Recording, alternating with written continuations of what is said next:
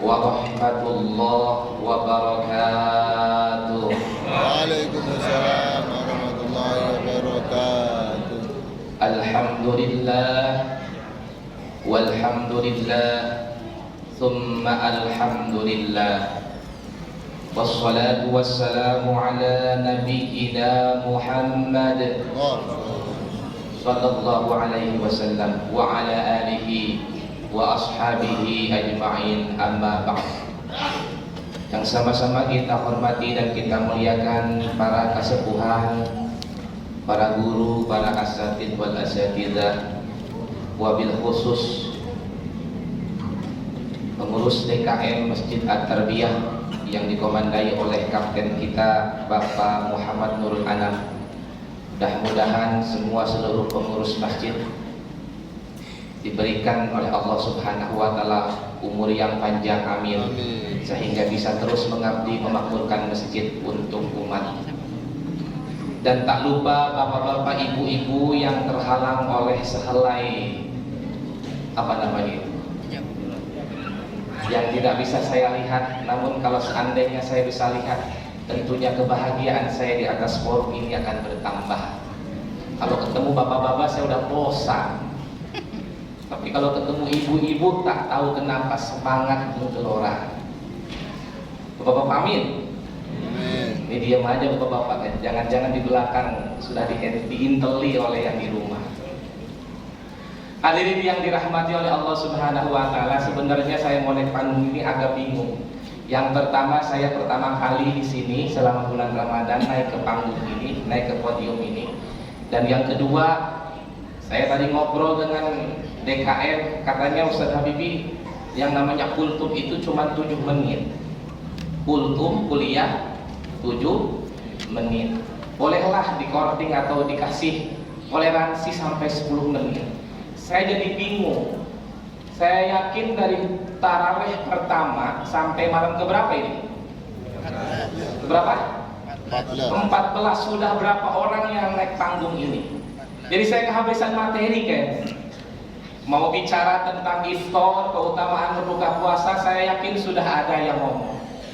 Mau bicara tentang keutamaan sahur, apalagi? Keutamaan sholat sunnah lail, apalagi? Jadi saya jadi bingung.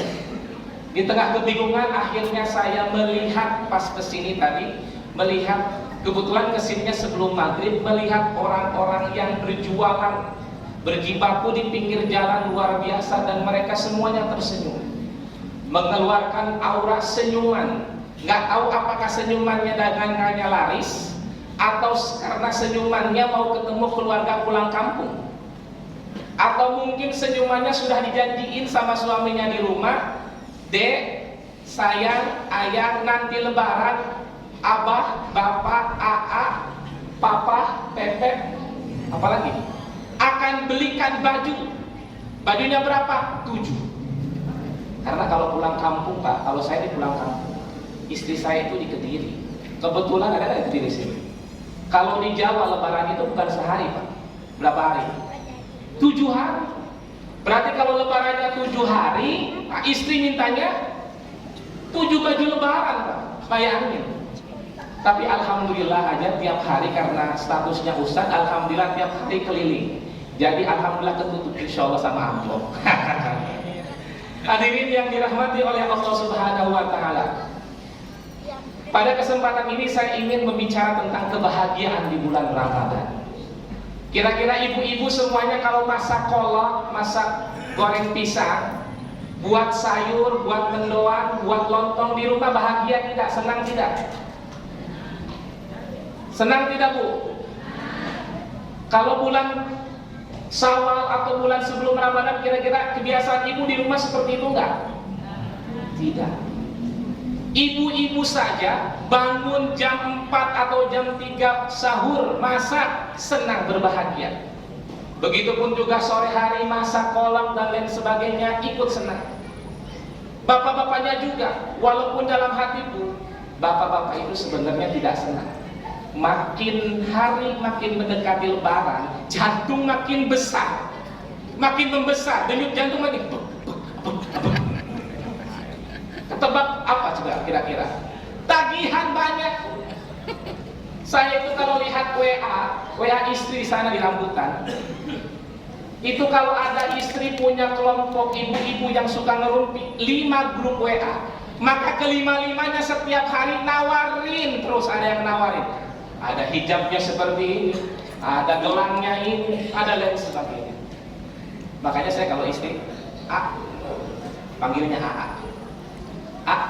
ini coba lihat kira-kira bagus tidak? Ini lo lihat, iya bagus. Udah klik aja klik. Dalam hati, kemarin sudah minta, ini minta lagi. Kan lebarannya 7 hari, malu sama tetangga kalau hari pertama pakai baju kuning, hari kedua hijau, karena cuma 2 baju, hari ketiga kuning lagi.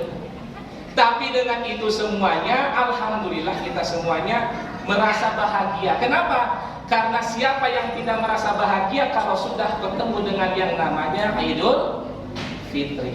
Sebagaimana Rasulullah SAW bersabda, "Lis-shaimi farhatani." Orang yang berpuasa itu akan diberikan kebahagiaan. Yang pertama, kebahagiaan ketika mereka ketemu dengan berbuka, baik ketika ketemu dengan iftar waktu maghrib atau ketemu dengan yang namanya Idul Fitri.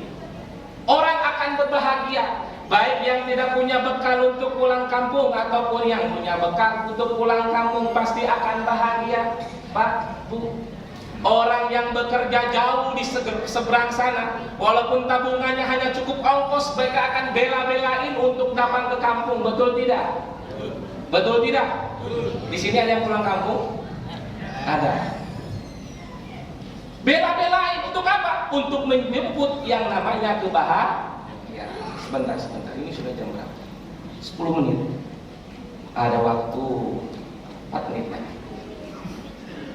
Kebahagiaan yang kita rasakan selama bulan Ramadan ini tidak akan pernah kita merasakan di bulan-bulan selain Ramadan. Orang akan merasa lebih soleh ketika Ramadan. Betul tidak, Bu? Pak, Bu?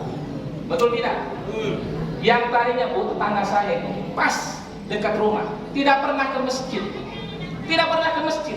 Karena alhamdulillah adanya Ramadan, sholat taraweh hari pertama, pakai peci putih, pakai baju putih, pakai sarung datang, ketemu dengan saya, halo Ustaz, assalamualaikum, malu-malu kucing.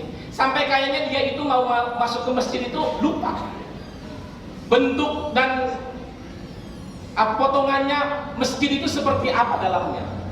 Tapi alhamdulillah berkah Ramadan dia menjalankan kakinya masuk ke masjid, walaupun itu hanya hari pertama, hari kedua, ketiga nggak tahu. Wallahu a'lam. Tapi itu menunjukkan bahwa semua orang, baik yang soleh, baik yang belum soleh, baik yang kaya, baik si miskin, semuanya diberikan kebahagiaan di bulan suci Ramadan. Kira-kira bapak-bapak di sini bahagia tidak? Ya. Bahagia. Insya Allah melihat saya bahagia di sini. Kenapa melihat saya bahagia di sini? Karena saya selama di sini selalu tersenyum. Tujuannya adalah untuk membuat kita selalu bahagia. Iya, kalau ingin bahagia selalu tersenyumlah dengan semua orang. Tapi hati-hati itu, kalau tersenyum dengan jahe, apa jahe? Jangan coba-coba. Nanti takut ikut ke rumah, wah repot.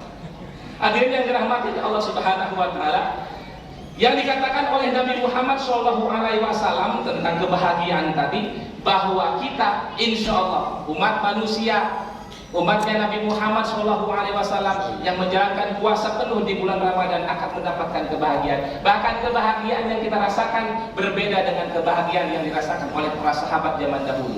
Dulu sahabat Nabi, Pak Bu, ketika perintah puasa dianjurkan kepada Nabi Muhammad dan umatnya, yang namanya hubungan suami istri di tengah malam itu dilarang, masih dilarang, dilarang. Makanya para sahabat pada protes pada Nabi, ya Nabi, kenapa dilarang? Kami harus menahan dahaga dan lapar di siang hari, tapi kenapa kami harus juga menahan hasrat kepada pasangan kami? Kira-kira bapak-bapak kalau sebulan penuh menahan kuat tidak, Pak? Benar, kuat sih, kuat, tapi si Imin saya yakin nggak kuat.